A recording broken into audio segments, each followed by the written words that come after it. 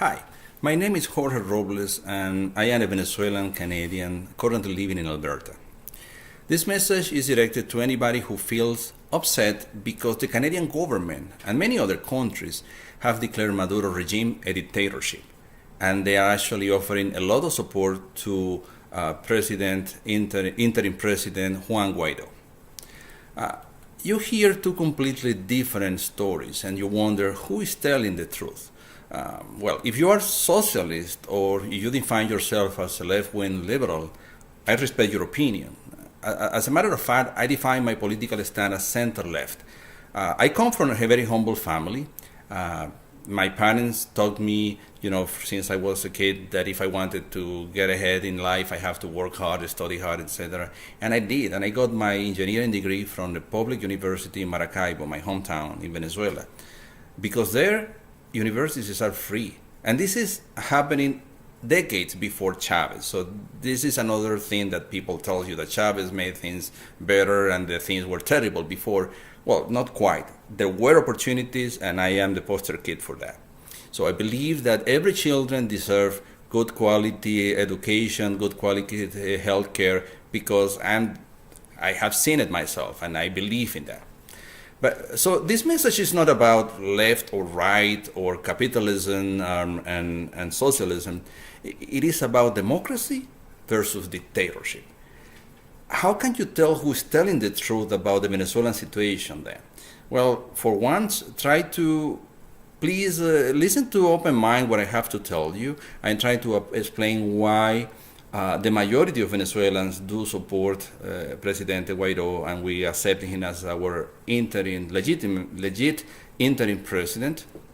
And actually, we are very grateful for Canadian support, and we are really happy as Venezuelan Canadians that our country here is supporting our other brothers and sisters in Venezuela. But going back to that question of how you can tell the truth from lies, is trying to find for inconsistencies, incoherences. So if somebody, for example, is telling you that the situation in Venezuela is great, there's no problems there, that is an exaggeration, and they are here, that doesn't make sense. I mean, if things are are going so well in Venezuela, why deal with this horrible cold instead of being in the tropical Venezuela? So that's the kind of things that you have to look at. So one of the arguments is that the regime says that every country has the right to decide their own destiny, and therefore other countries should not intervene with Venezuela and let Venezuelans solve our own problems without intervention. And this is known as self-determination, and this is one of the key principles both in the United Nations and the Organization of American States. However, there is another principle that I think is even more important, which is that the government must respect human rights. And this creates a dilemma. Imagine that, for example, your daughter or your sister decides to marry a man, and she's an adult, so she makes the decision, and everything is fine for a couple of years, and then all of a sudden he starts hitting her, abusing her verbally, physically, and it's up to her to provide another opportunity or not. But if she wants to get the divorce, probably she has the right. I hope you will accept that. But what about, people well-intentioned will say, well, you know what, those are marital problems, honey. You have to go to a couple counselor and those kind of things. Well, sometimes that could get the poor lady killed if the person is violent. And so sometimes the good intentions and some of the countries that say, well, they need to talk, they have to be a dialogue. Well, it has been 20 years of that, and it hasn't gone very well. The other thing is that forget about that being in any of your relatives. It is about your neighbor. You have a neighbor that you hear the screams, you hear the noises that suggest that somebody's being hit there. Well, I hope you will call the police and just not saying, well, because this is their problem, they don't mess with me, I don't mess with them. That is not quite a good principle. I mean, the good neighbor will actually call the police. But what about if the husband is a policeman and actually a high-rank officers in the police force. So I hope you get the point. I mean, sometimes it is difficult to find who to ask for help. And this is the situation in which Venezuela is right now. See, when Chavez became president back in 1998, he was very popular. He won fair and square the elections, and actually between 1998 and 2000, he won at least 5 electoral processes. So the first one as a president, then second, he was calling for a referendum to write a new constitution, then the election to select the people who was going to write the constitution, and he got something like 95% of majority in that one.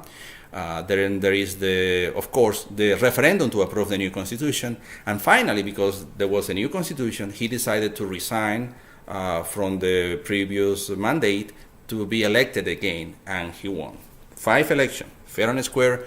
People voted for him. What people didn't realize is that they gave him a lot of power, because see, after he elected this, after having the new constitution, that gave him the power to basically dissolve the Congress. In the old Congress, he didn't have majority. And in the new National Assembly, he did have majority, because basically what he did is to say, let's elect the new National Assembly, which is a replacement for the Congress, as the people who actually wrote the Constitution. So he got there now a majority that was more than 90%.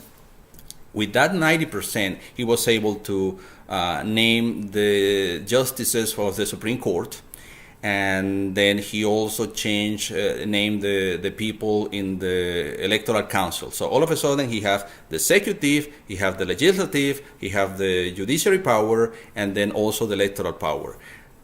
There's no independence of powers anymore in Venezuela. By the time people realized and that they didn't like what was going on, and they started to protest, and they were oppressed and repressed by the government, it was too late. So somebody might say, well, they made a mistake, but it's similar to the lady who decided to marry the abuser. I mean, the fact that she made a mistake still have the opportunity to go for divorce, or in this case for Venezuela to ask for elections that are transparent, fair, that allow them to elect new officers.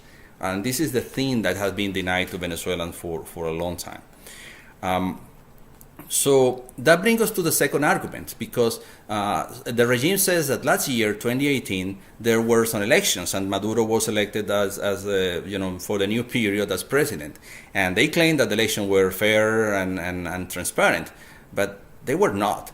I mean, this is a little more complex situation, and actually starts back in December 2015, when there were congressional elections and the opposition won 2/3 of the majority of the Congress, which is called in Venezuela National Assembly.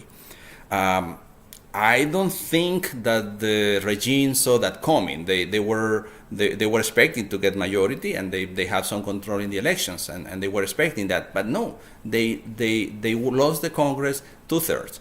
So the first thing that before the new Congress, the new National Assembly took power, I'm talking about that the change in the power was supposed to be the first week of January, and about December 23rd, the old Congress that was from the regime, they named new justices for the 13 justices for the Supreme Court.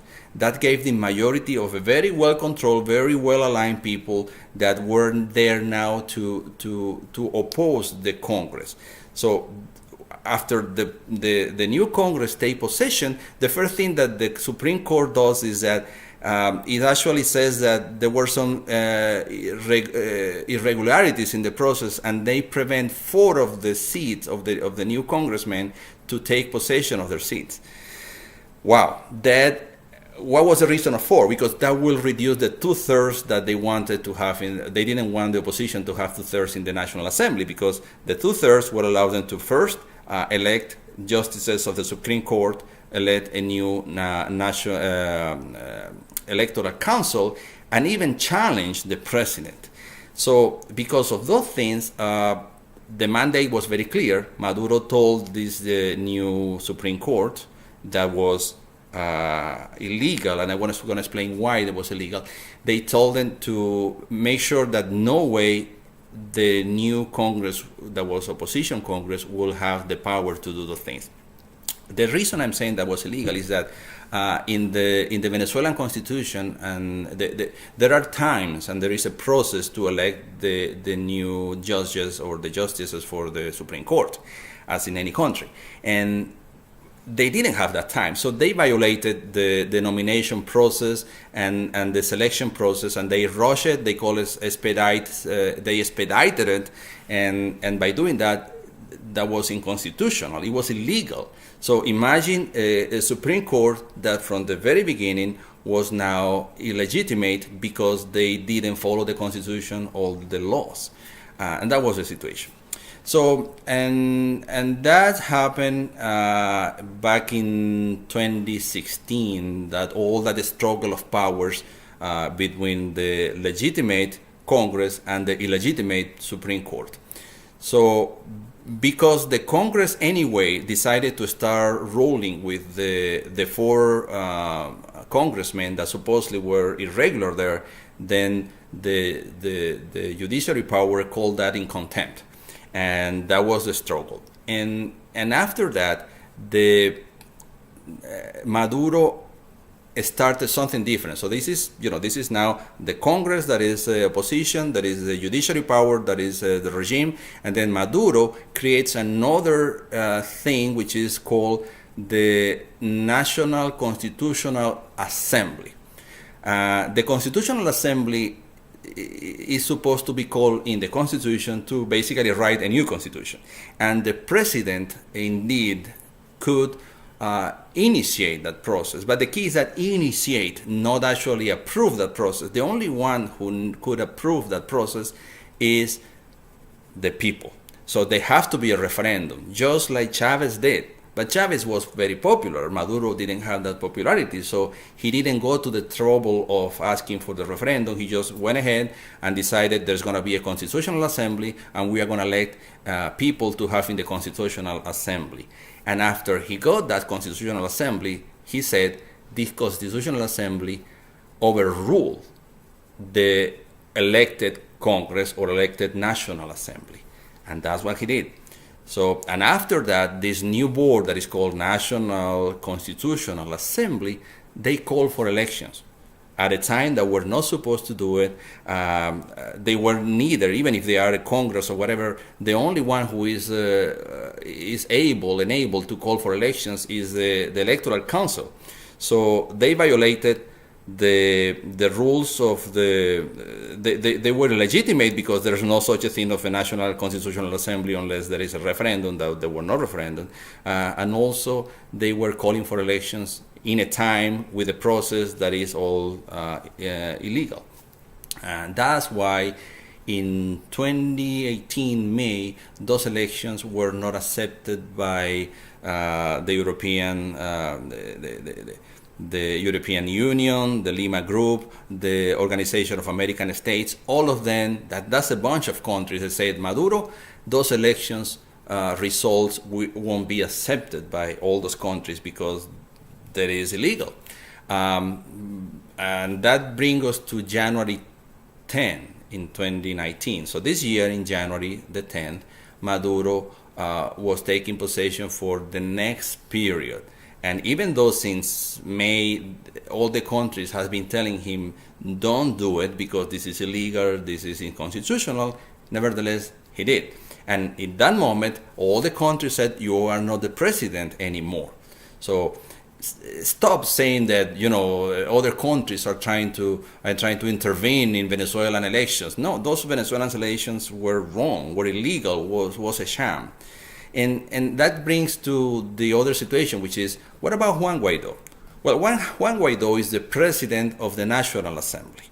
That National Assembly that was elected in December 2015, which majority vote and everything. To tell you the truth, there is no such a thing as in the Constitution of how to manage, how to handle this situation where there is no president, not because the president is dead or because the president is ill. It's just because there were no legit electoral process. So it didn't happen. There's no president. So that is not quite there, but the closest thing in the Constitution, in the Venezuelan Constitution, to handle this is what is called the Article 233. The Article 233 says that in the absence of elected president or the rightful president, then the president of the Congress, the president of the National Assembly, becomes the interim president. And the mandate for an interim president is basically to call for elections. Now, this is going to be difficult because the electoral roll in Venezuela after 20 years has been manipulated, rigged so much that in order to have a fair electoral process, the first thing that has to be done is to clean that electoral roll. So the path is as follows. Then the interim president have to name authorities, meaning the electoral council that is unbiased, that is impartial referee of the electoral. That impartial body has to clean the electoral roll, and all this should be witnessed by an audit by international, like the Organization of American States, the United, all to guarantee that the process in Venezuela for the election of the new president is transparent, it is fair. And all of the candidates that want to run for that legally from the Constitution are allowed to do so. And this is very important because I'm one of the defenders that the Chavistas that hasn't been criminal, the Chavistas that hasn't violated any laws, should be allowed to run for that presidency, for that electoral process, because and the people who support Chavez or the Chavez process or socialist project, they should be allowed to vote for their preference, because that transparency, this is what makes democracy, to allow people to vote for their preferences. And even if there is majority, we have to respect the rights of the minority. And this is what hopefully will be happening. So the other thing that I want to mention is that some of the speaker people from the regime says that the whole humanitarian situation and crisis is just fake news. And I won't go there. I will let you go on YouTube and do the search yourself. If you believe that this is an exaggeration, please just Google or YouTube Venezuelan crisis, people walking, living, immigrants, something like that, and you will find a bunch of videos that will show you the actual situation. It is very sad. It's people walking without proper clothing, crossing the Los Andes mountains in cold without food. It is really sad. I'm talking about hundreds of kilometers walking. The other thing that is a myth or is a false information that the regime talks about is that they say that the whole economic crisis. So there is a contradiction. At some point they say that there is no economic crisis, but then they say, well, if there is an economic crisis, it's because of the economic war, and the economic war supposedly is caused by the United States, because they have sanctions. Oh, that's a big lie. First of all, the sanctions that started during Obama's presidency, they were intended to individuals, and they were to high-rank officers of the Maduro's regime that were accused either of violations of human rights or accused crimes like money laundering and those kind of things, or they were related to terrorism. So those were the guys. That didn't really affect the economic situation in Venezuela. And anyways, if more recently, I'm talking about only a few weeks ago, the state said, okay, we won't be doing business with Maduro, that is affecting. But immediately they are saying, well, we are opening the channels to deal with the new interim president and make sure that the humanitarian aid or even the money from the oil sales goes to the rightful government of Venezuela, not to those corrupt regimes that have been taking the money for many years. The other thing that is affecting the Venezuelan situation is the oil production. Yeah, fair enough that the oil price has gone down, but in reality, the worst problem for Venezuela is that the production that back in 2002 used to be 3.6 million barrels per day is now less than 900,000 barrels per day. So that's a reduction of about 75% in the oil production. And it is happening just because this is what the regime has been doing for those years. They let go people who had the expertise and the talent, and they started to make the decisions based on politics, not in technical competence, and there you are. The other thing is that many industries, many companies that for decades were prosperous and well-run businesses, they were expropriated, and the government, the regime took possession of those assets and started to run it in the poorly way until they went to bankruptcy. So the whole situation in Venezuela shouldn't be called an economic war, or the regime should say this is not an economic war, it should be called an economic suicide.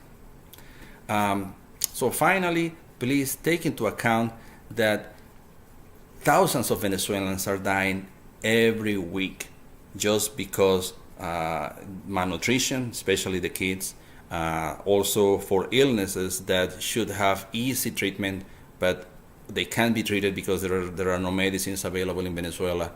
And there are thousands of people in jails, and hundreds have been tortured, and hundreds have been killed during the demonstration. All those violations of human rights, the main responsible is Maduro.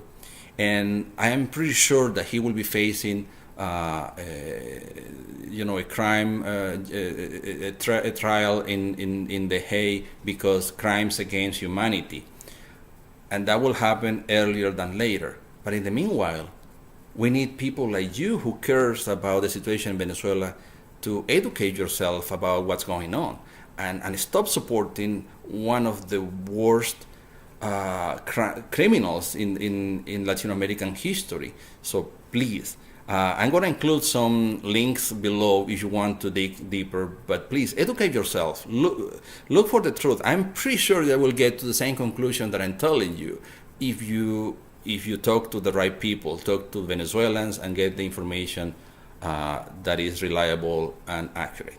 Thank you for your attention.